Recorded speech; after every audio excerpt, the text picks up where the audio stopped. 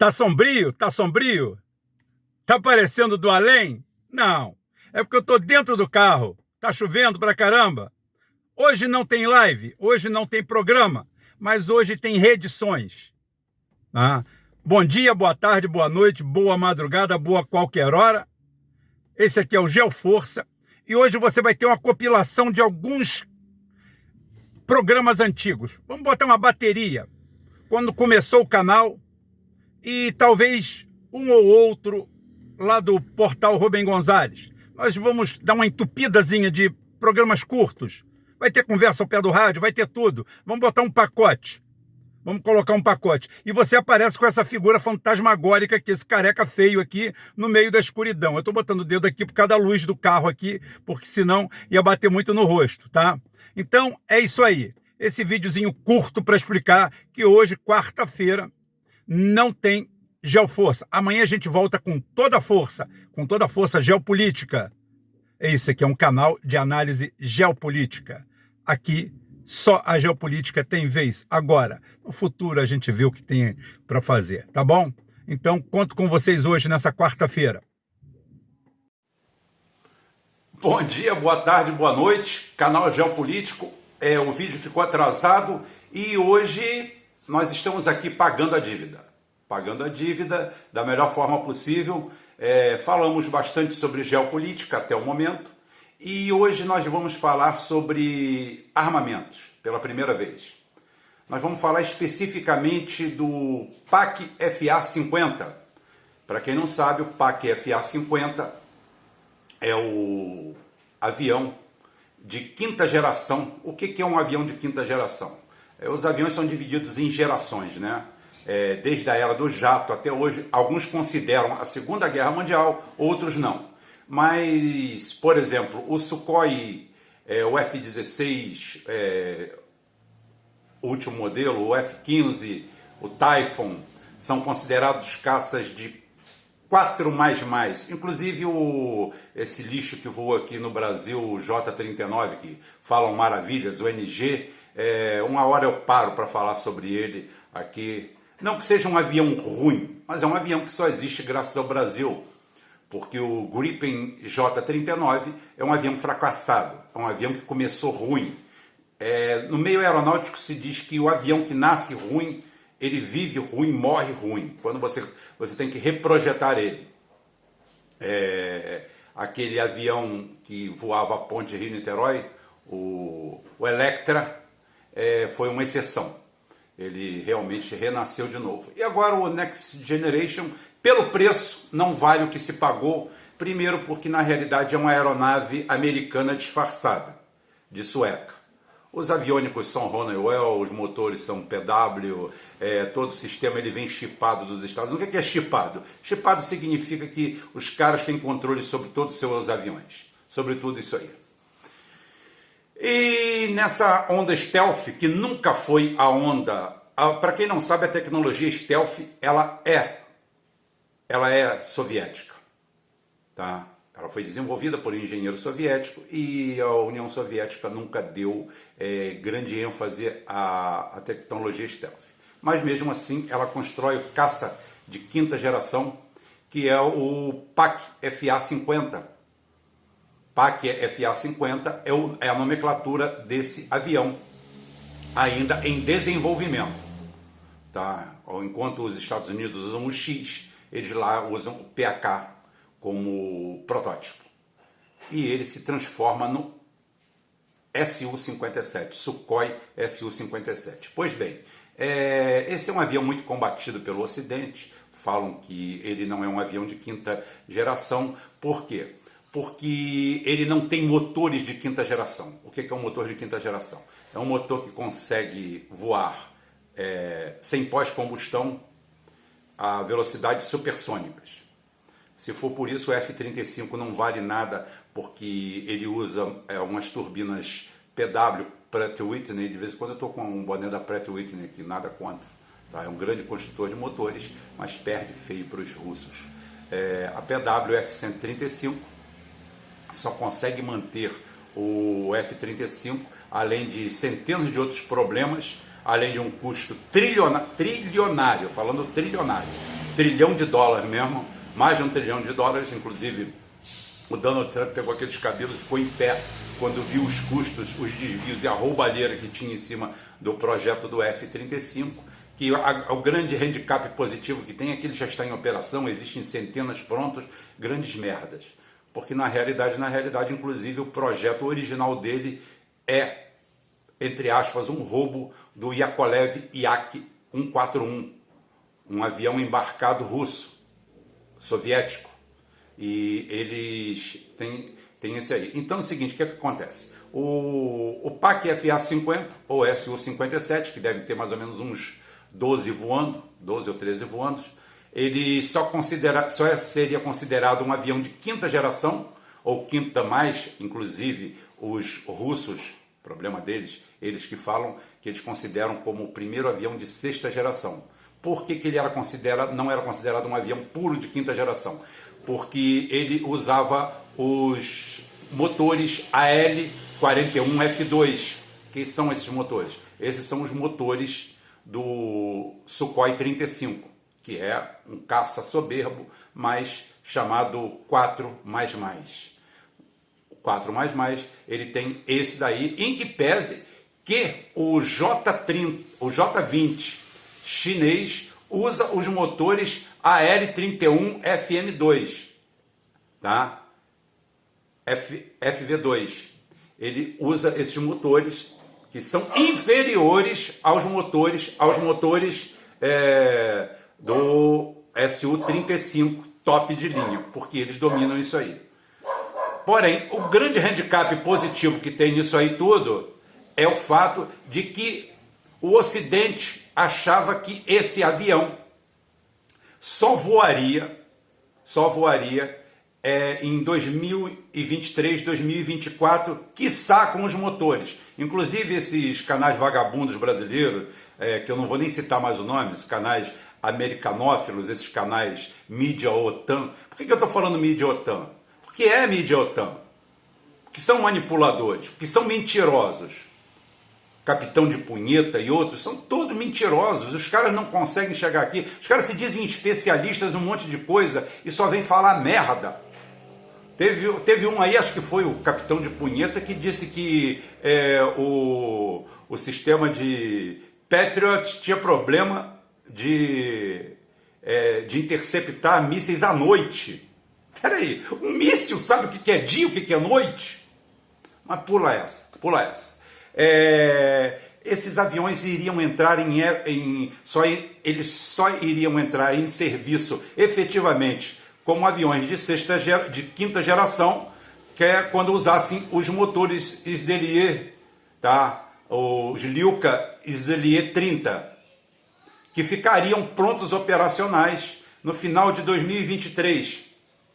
Só que, para surpresa geral, os Sdelier 30 já estão operacionais, eles estão em fim de testes, já entraram na linha de produção os Su-57.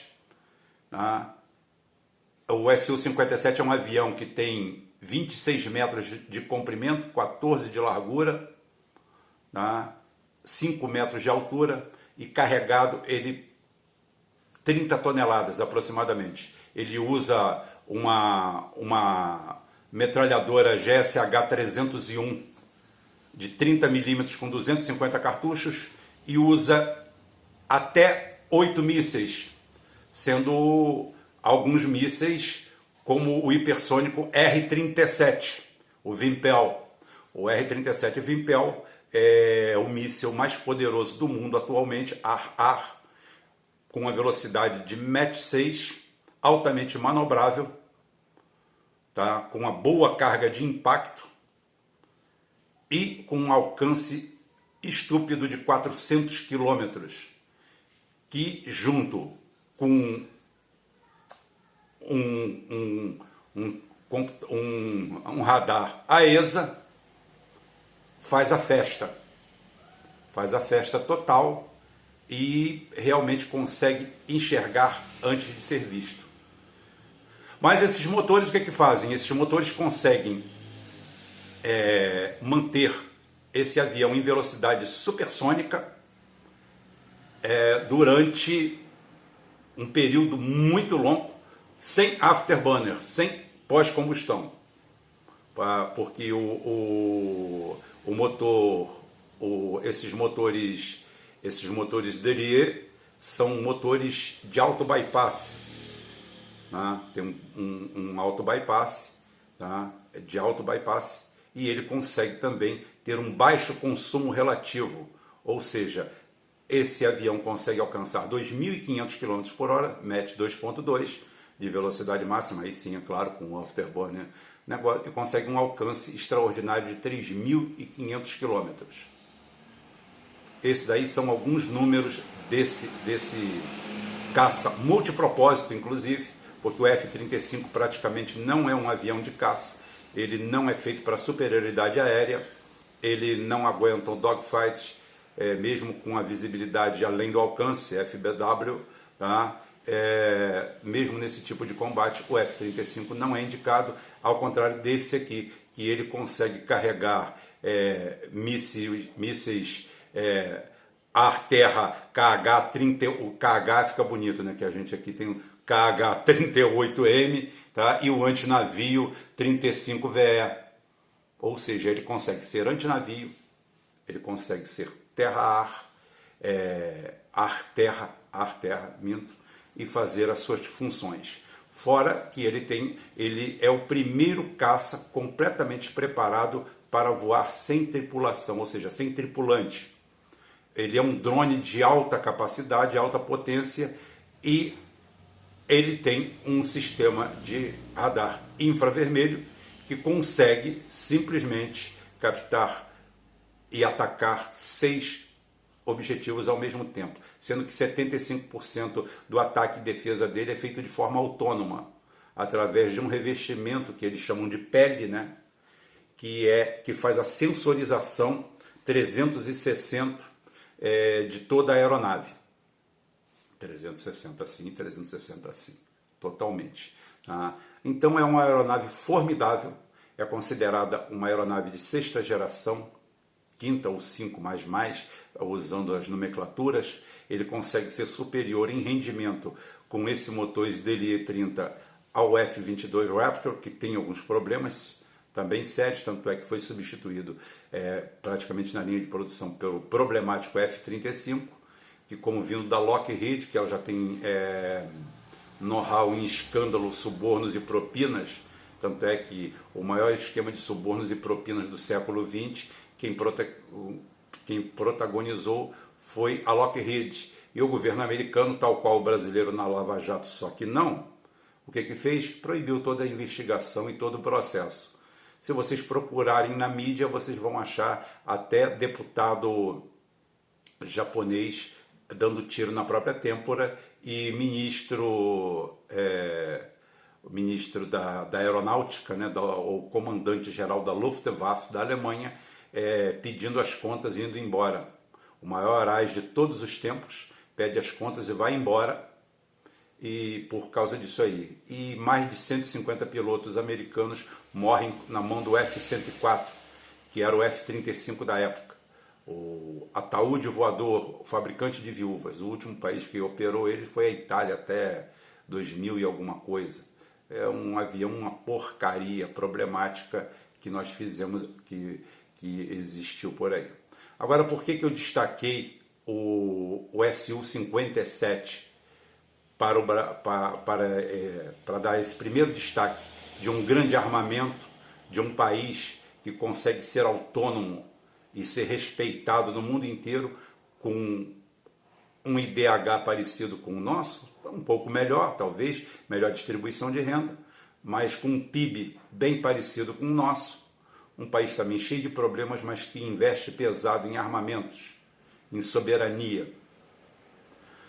Porque através do nosso sistema de BRICS, pelo nosso sistema de desenvolvimentos, na época o Brasil lançou uma esdrúxula concorrência chamada FX para aquisição de novos caças, quando na realidade ninguém te obriga a fazer concorrência de coisa nenhuma. Você vai lá e compra o que você quer, o que você bem entende, você junta o alto comando, você faz, você é o presidente, você manda a mensagem e você compra. E o Brasil ficou arrastando 8 anos atrás de compra isso, compra aquilo, compra o Typhoon, compra o F-16, compra aquilo, quando a Rússia, o Putin, aliado do BRICS, chega para a Dilma, aquele mesmo que avisou a Dilma que ela iria cair do cargo e que o PT seria chutado do poder, oferece à Rússia, passando por sanções americanas e europeias, graças ao problema da Crimeia, que uma hora qualquer a gente aborda aqui, a invasão da Crimeia,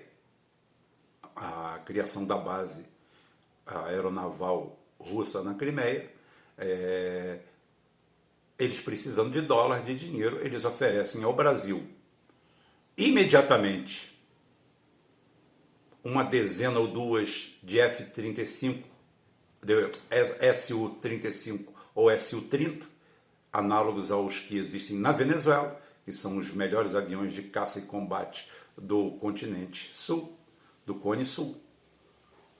E, ao mesmo tempo, oferece a gente parceria para o desenvolvimento do PAC FA-50, que nada mais é esse lindo aviãozinho que está aqui atrás, que vocês estão vendo. A Dilma, democraticamente e de forma, claro, identitária, foi e escolheu, junto com mais algum, os Saab J-39, os Gripen, que estão aí, que são considerados os melhores aviões do mundo em todos os aspectos, claro, pelos oficiais suecos. Apenas coincidência. Inclusive teve um que falou que o avião dele é o abatedor de Sukhóis, o caçador de Sukhóis, apesar do J-39 nunca ter dado um tiro numa galinha. Né? O J-39 nunca deu um tiro numa galinha ou num pato voando para o sul, mas ele é o abatedor de Sukhóis. É essa mídia atlantista, é isso que a gente engole, é isso que a gente tem por aqui. Hoje eu abordei não só esse grande caça, esse caça de quinta geração, as Forças Armadas soviéticas ou russas, melhor dizendo, se bem que com a Bielorrússia a gente já pode começar a falar em União Soviética de novo, né? Encomendaram 76 deles, 4 já entram em operação esse ano, porque os outros 12 vão ser remotorizados, vão vir não entram nessa conta provavelmente, porque ainda voavam como protótipos, apesar de já terem feito ataques à terra, a solo, na Síria, no combate da Síria. 6 foram deslocados para lá, tiveram presença real, tiveram batismo de fogo e agora voltaram para receber a SDLE 30, que é a nova motorização. Só para avisar para vocês o que por que falei tudo e para alguns pode ficar vendo o que é um avião stealth. O avião stealth é um avião, não é que é um avião invisível, é um avião que tem um baixo nível de assinatura no radar. Ou seja, um avião desse tamanho aparece como se fosse uma andorinha. Então é difícil você saber se é uma andorinha. Imagina se você vai jogar um míssil em cada andorinha que você vê num sistema de radar mais avançado. Tá? Então, esses são os radares. E eles têm uma assinatura térmica também. E os motores AL-41F2, por exemplo, tinham uma assinatura térmica muito grande, calor latente. E quando você entra em pós-combustão, chega a ficar azul ali. Então, aquilo ali, se você já viu uma foto infravermelha, se você já teve uma câmera infravermelha na mão, como eu já tive várias trabalhando, você vê exatamente o desenho térmico ali. Tá? Você vê o desenho térmico ali.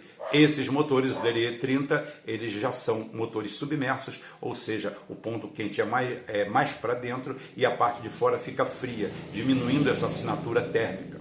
Tá? É assim. E foi assim que nós perdemos o nosso desenvolvimento, perdemos tudo isso aí, poderíamos ser parceiros disso aí.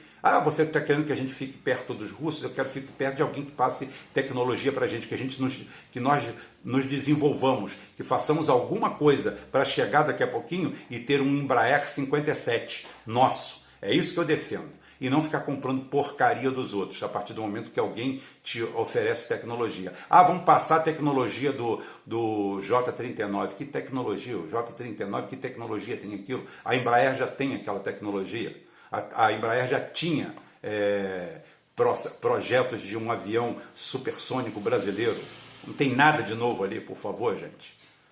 Eu só botei isso aqui porque eu estava vendo esse vídeo e é o primeiro de armamento que a gente coloca aqui no ar. Muito obrigado a todos. No próximo programa eu vou falar do submarino da classe Aquila. Classe Kilo. A classe que foi abandonada pelos americanos e os russos continuaram, chamado Buraco Negro. Vocês vão saber por que ele se chama Buraco Negro no próximo programa, que é quarta-feira logo agora. Esse daqui fica pelo de sábado. Até quarta-feira, se Deus quiser, e Ele há de querer. Bom dia, boa tarde, boa noite, boa madrugada, boa qualquer hora. A chamada é a mesma, mas o canal é diferente.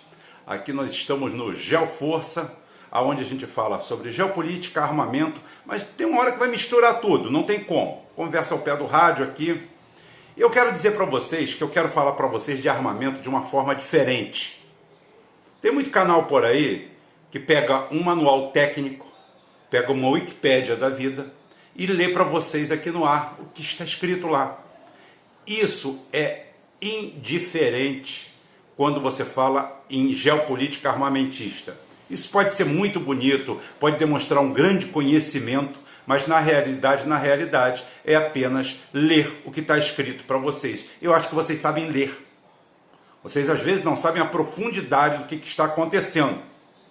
E eu prometi para vocês que iria falar hoje sobre os submarinos silenciosos da Rússia, que são considerados os buracos negros pela OTAN e pelos Estados Unidos. O Pentágono hoje, o que ele tem mais medo são exatamente desses submarinos. Esse é um classe Lada 877, 677. Lada 677, já tem o 678 e o 679, se não me engano. O São Petersburgo, que é o primeiro que foi lançado. Nós estamos atrás. Mas antes, vamos rebobinar.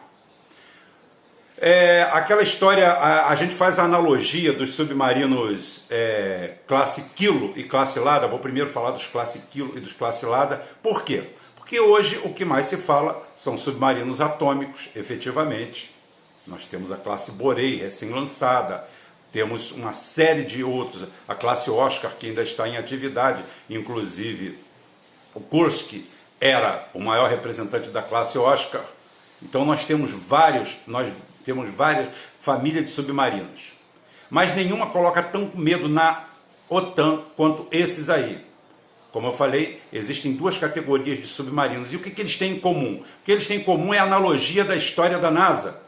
Aquela história pode ter sido até uma brincadeira, mas ficou corriqueira dizendo que precisavam de algo para escrever no espaço. E a NASA teria desenvolvido uma caneta que custou na época alguns milhões de dólares. Uma caneta para trabalhar no vácuo, perfeita, maravilhosa, realmente super eficiente. E eu perguntava para os russos o que eles usavam. Eles falaram assim: a gente usa um lápis. Dá para escrever em qualquer lugar, não tem problema nenhum. Isso daí é mais ou menos o que difere. Por quê? Investimentos de bilhões e bilhões em desenvolvimento. E os submarinos mais desenvolvidos do mundo são russos, da antiga União Soviética. Ainda. E nada melhor para defini-los do que os famosos classe Kilo. Classe Kilo são um submarino médio, não chega a ser um submarino compacto, é um submarino de 4.000 toneladas de deslocamento. São até pequenos, tá? Foram lançados em 1980, 10 anos antes da dissolução, e eles têm uma característica mortal: o silêncio total. São submarinos que emitem pouquíssimo ruído, e eu vou contar mais para frente outra história recente, do mês passado. Esses submarinos, os motores são colocados em cima de coxins de um sistema antivibração de borracha, e o casco é revestido, isso no 6363.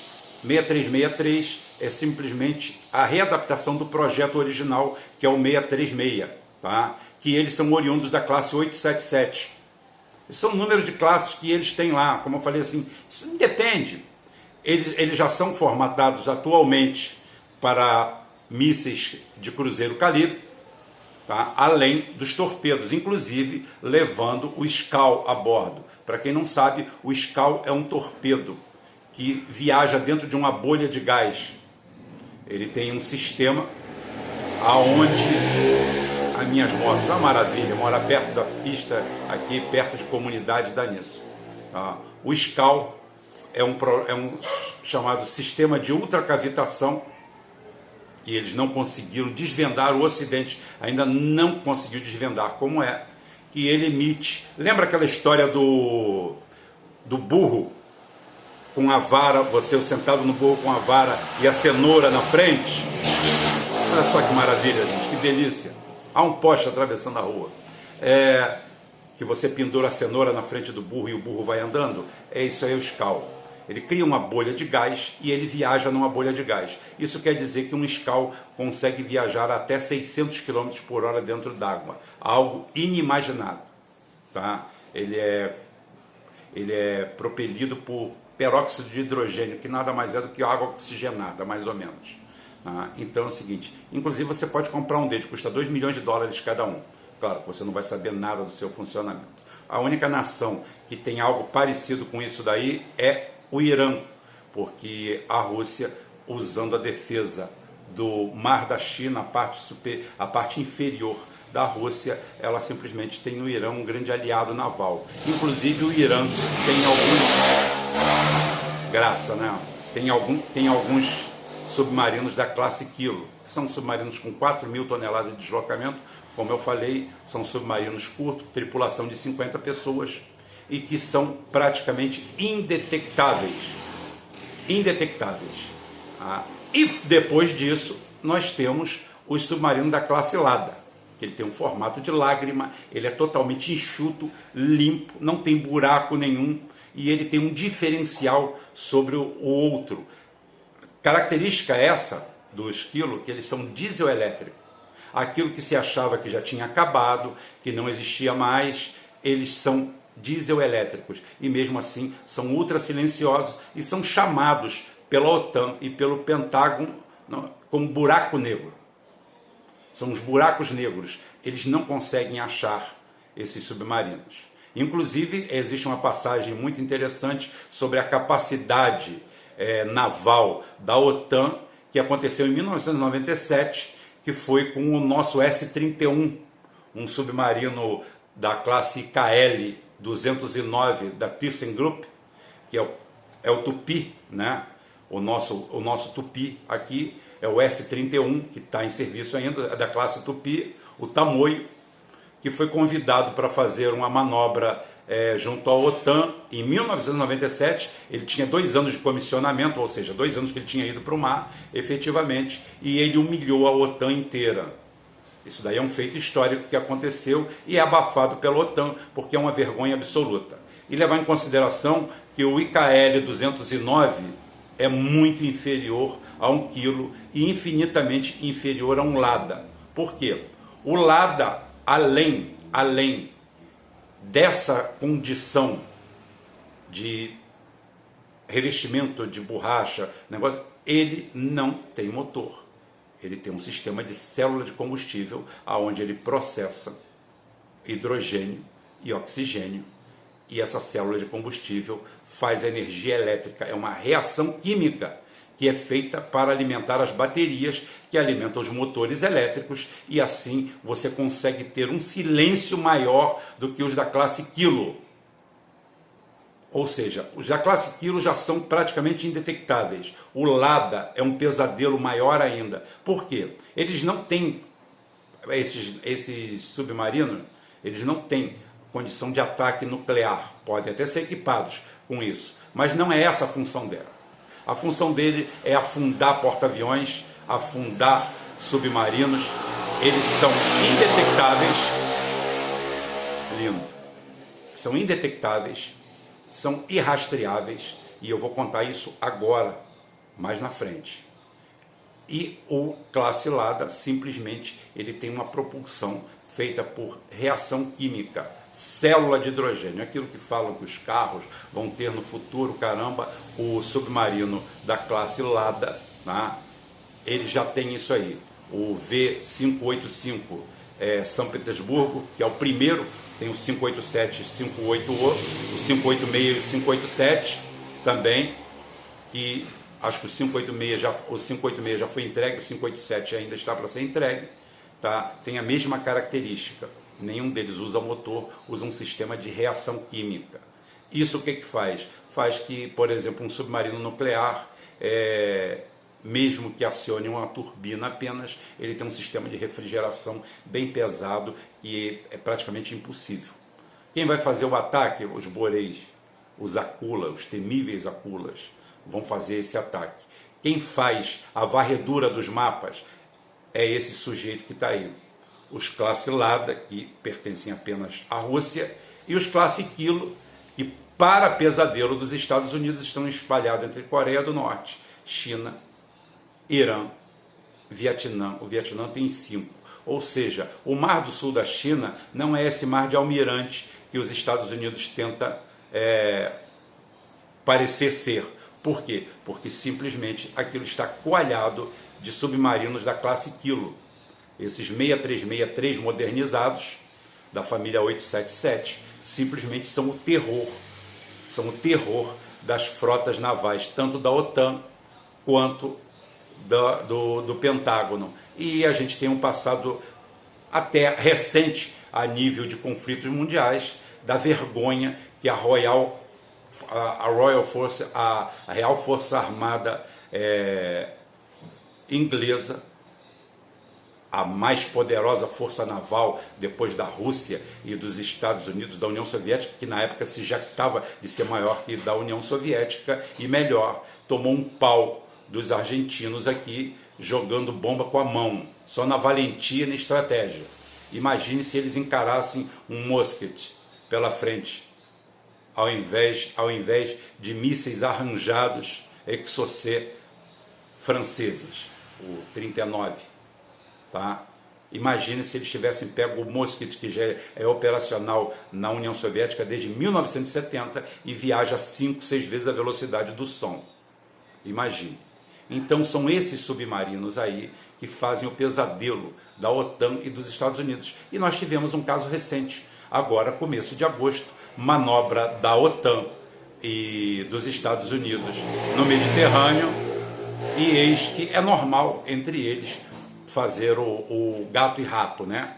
Fazer perseguição, é quase uma brincadeira, um jogo de guerra meio um pouquinho mais pesado, mas é isso aí que acontece. E eis que no meio da manobra, na base da provocação, um classe Kilo emerge, né, no meio da manobra, faz uma gracinha, sacaneia todo mundo, submerge, desaparece. E entre essa brincadeira e 7 dias depois, simplesmente todas as forças navais da OTAN e dos Estados Unidos não conseguiram achar. Não é à toa que ele se chama buraco negro. E era um classe Kilo, não era um Lada, que é muito mais silencioso. Eles não conseguiram achá-lo de forma nenhuma. Então, parece que depois do S-31 Tamoio, eles aprenderam pouca coisa. Fizeram umas manobrinhas lá, o caramba, rastro de hélice, isso, aquilo, mas parece submarino que mergulha a 300 metros de profundidade e tem em torno de 60 a 70 metros de comprimento. Os classes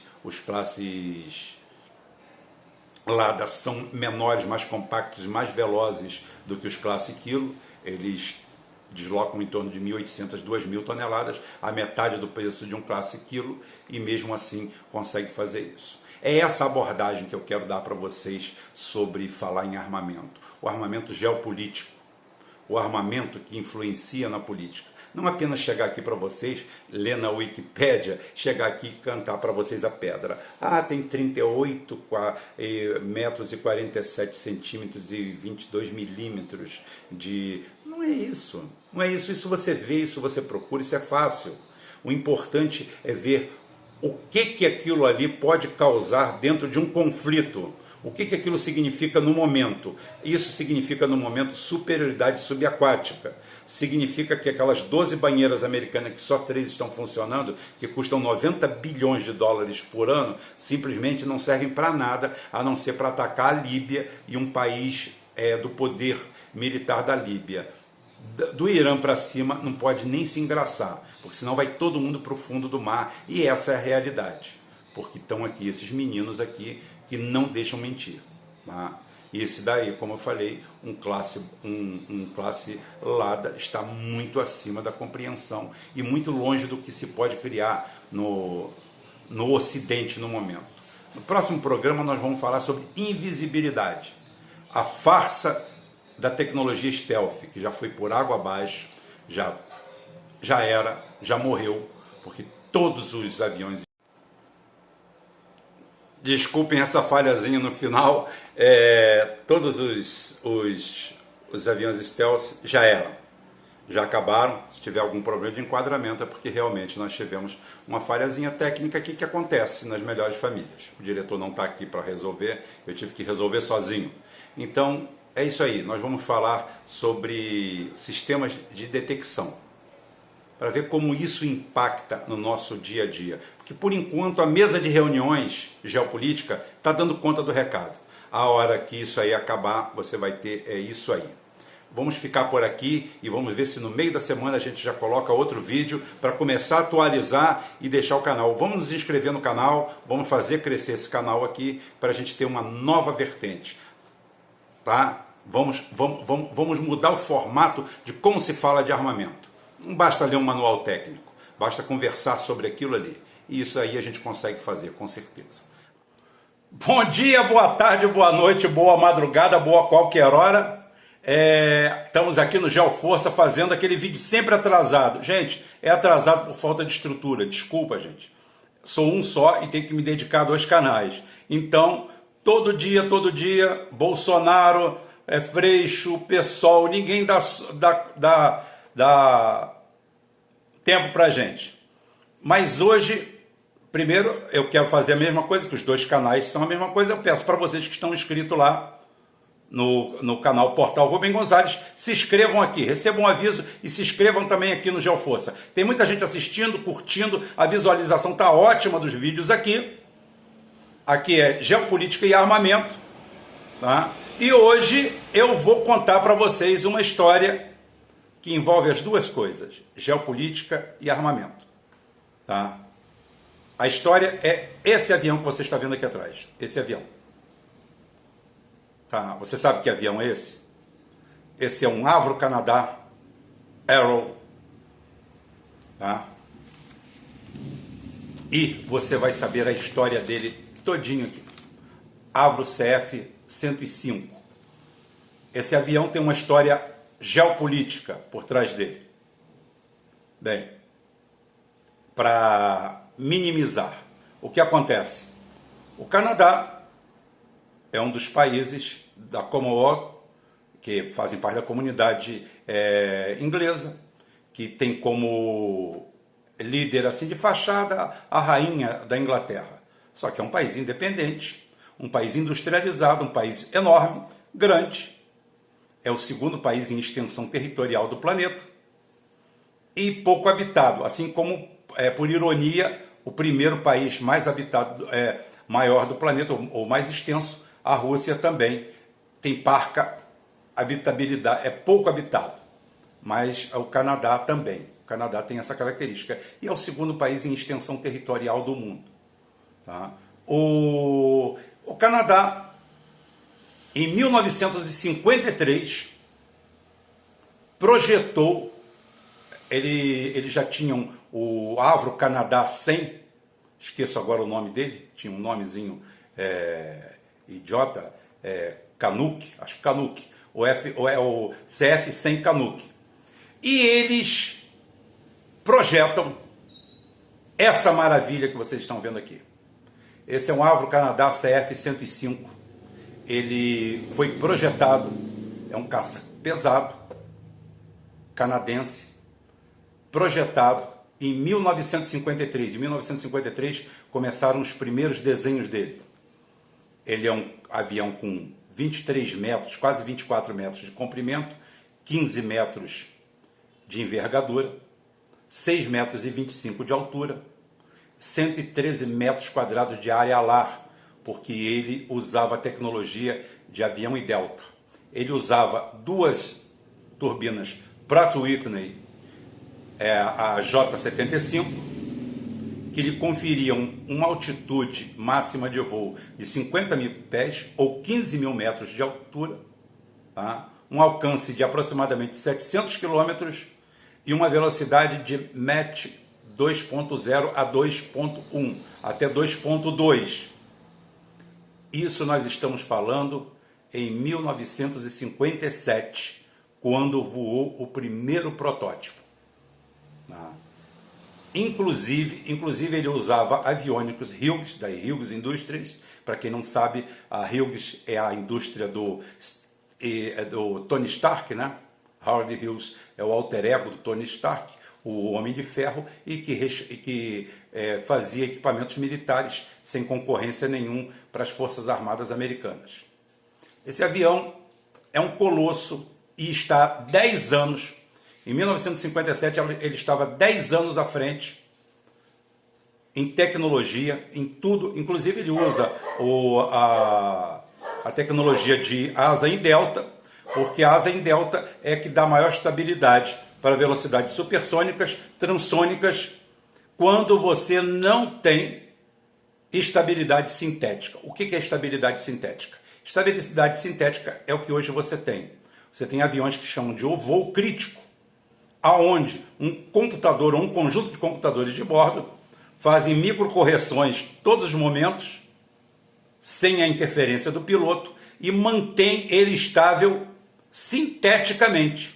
Ou seja, aquele avião em condições normais, ele seria inconcebível o piloto manter ele estável. Só que com a estabilidade sintética você faz isso. Por isso que ele usa o delta. O delta te dá um arrasto aerodinâmico pior em baixas velocidades, mas te dá essa facilidade de voos transônicos e ultrassônicos. Esse Avro Lancaster é considerado assim a quarta, a quinta maravilha do planeta naquela época. É uma coisa assim do outro mundo, tá? É uma coisa do outro mundo. Você não tem nada parecido. Na época, os Estados Unidos tinham os F-101 Voodoo, umas porcarias aladas, tá? Umas porcarias aladas que também eram asa delta, um avião péssimo da McDonnell Douglas, e é o que eles tinham para esse tipo de coisa. E na época, os Estados Unidos estavam preparando o sistema NORAD. O sistema NORAD, que é o sistema de patrulhamento de todo o cone norte, não. Cone é o sul, né? Nós lá não temos cone, lá nós temos o platô norte. O norte, os Estados Unidos e o Canadá, que fazem parte, junto com o México para cima, de um conjunto só, de um bloco, com o Alasca, que todo mundo sabe era da Rússia, e os czares venderam para os Estados Unidos por uma ninharia. Mas isso é história, tá? Isso aí é história, a gente conta um outro momento. Tá? O primeiro que voou desses aviões foi em 4 de outubro de 1957. Vocês querem saber de armamento? Tá aí. Tá? O Avro Arrow, ele voa pela primeira vez com a matrícula RL-201. O primeiro protótipo voa em 4 de outubro de 1957. Por acaso, foi no mesmo dia do lançamento do Sputnik 1. Enquanto a Rússia, a União Soviética, lançava o Sputnik 1, a Avro Canadá botava esse colosso no ar. Depois disso aí, eles ainda fizeram foram feitos 5 protótipos no total. 5 protótipos no total. E a Avro começou a desenvolver aviônicos próprios para substituir o Hughes, e seriam usados os motores, os Orenda Iroquois. Os Orendas Iroquois MK2 chegou a entrar no RL-206, que é outra matrícula. Esse já ia com os novos motores e calculava-se que em 4, 5 anos ele estaria voando a impensáveis Mach 3, velocidade que um caça biplace como esse, monoplace ou biplace como esse, só alcançaria com o MiG-25 10, 12 anos depois, assombrando o mundo. Tá? E o que acontece com essa maravilha tecnológica? Essa maravilha tecnológica, agora a gente entra na geopolítica. Esse soberbo, o nascimento de uma superpotência, porque as superpotências são alares, vem pelas asas, vem pelos mísseis, vem pela sua capacidade de construir máquinas soberbas de voo e interceptação. Esse avião, ele vinha originalmente com 4 mísseis ar-ar de defesa, poderia vir com mais 4 mísseis terra-ar, inclusive 4 mísseis não guiados nucleares, com cabeças de 50 quilotons, se não me engano. Não posso precisar. Tudo isso ia às mil maravilhas. E aí você tem um exemplo do que é o mundo livre. Lembra daquela história, aqueles filmes que você vê nos Estados Unidos?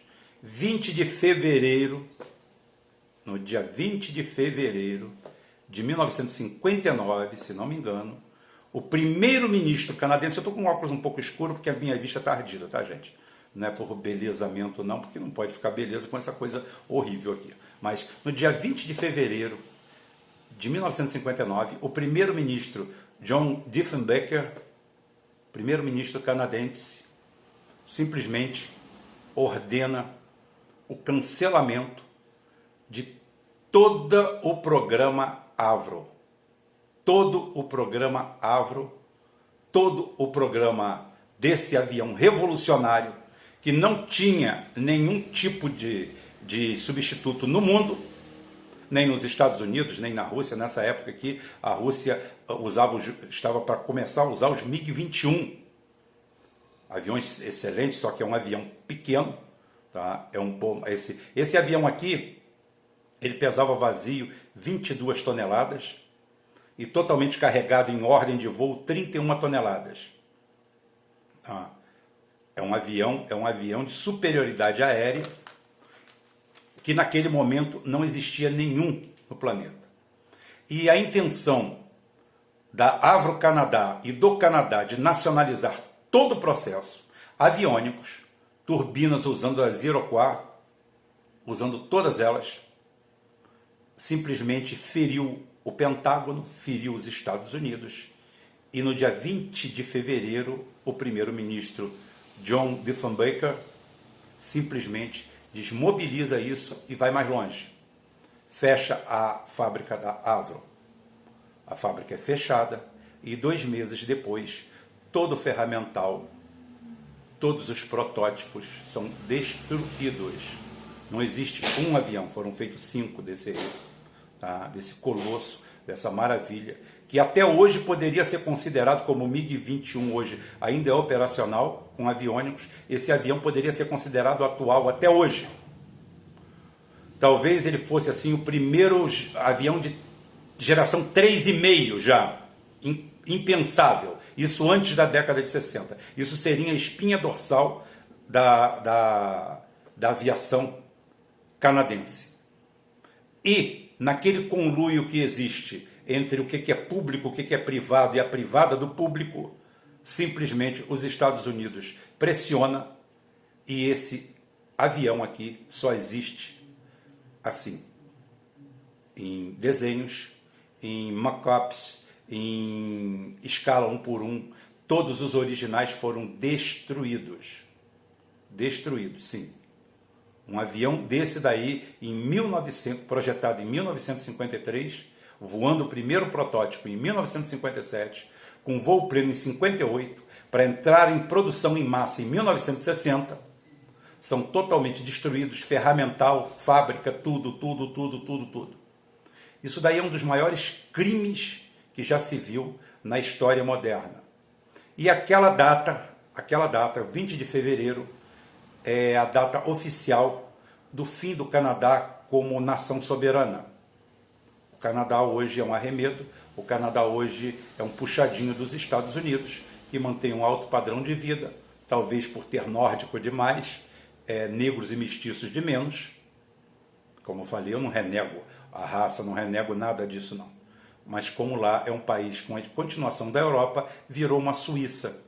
Virou um lugar muito bom, um lugar maravilhoso, bom de se morar, super identitário, tranquilo, só que como potência não havia espaço. Você imagina o país que tem o segundo território do mundo, tem tudo para ser uma superpotência.